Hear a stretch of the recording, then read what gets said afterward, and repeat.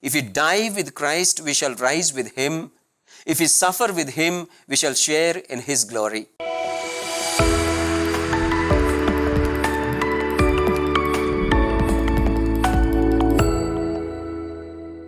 My dear brothers and sisters, this day and the whole of this month is dedicated to the souls of our near and dear ones who left us through death and are united to Christ in his resurrection, where we hope to join them one day. This is the day to remind us of that bitter truth that this earth is not permanently ours, and console ourselves in faith that there is something greater and more beautiful life awaiting us, and there is someone waiting for us once this earthly journey is over. Today, we gather ourselves at the graves of our deceased people and pray for them. Why do we pray for the dead? Why do we have this celebration today, the commemoration of all the souls? Why do we dedicate the month of November to praying for the dead? We do all these things because we believe in the power of prayer. We believe that our constant intercession to God to bring our loved ones to peace will prepare them to bear the fullness of his love in heaven. The bonds of love between the living and the dead are not broken by death. Our love for them and their love for us endures. Sadness, sorrow, grief may fill us, the living, but that is a reminder of their presence and love in our lives. The Word of God today gives us comfort, hope and strength as we move towards in our pilgrimage of faith.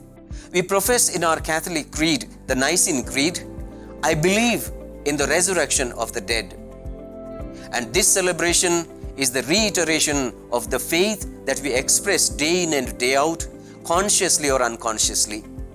Our faith in the resurrection is grounded in the incarnation of the Son of God, who was born, died, rose from the dead, and ascended into heaven with the same body he had united to his divine person. Jesus promises not just the forgiveness of sins, but also the resurrection of the body and eternal life to those who believe in him.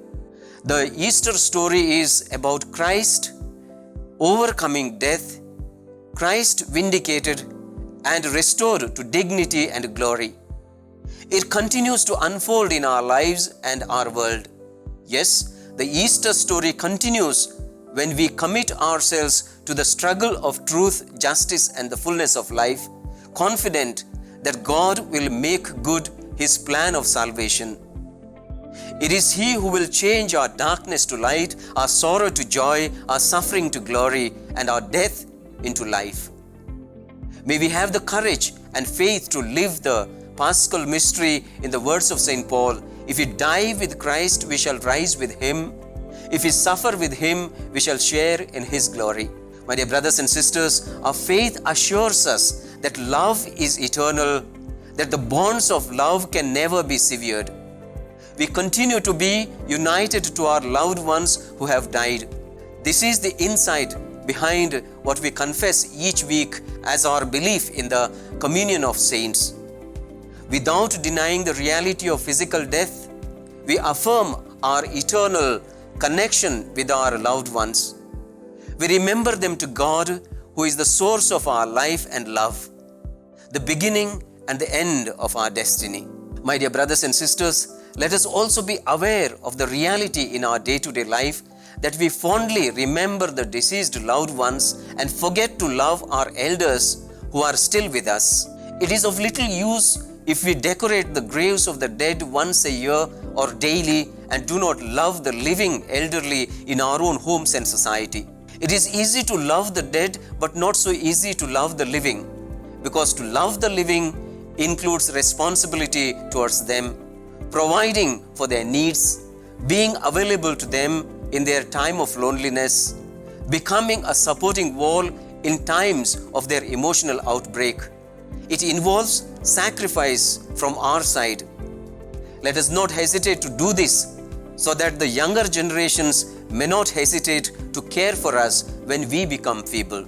Let us pray that we may live our resurrection faith through the changing circumstances around us.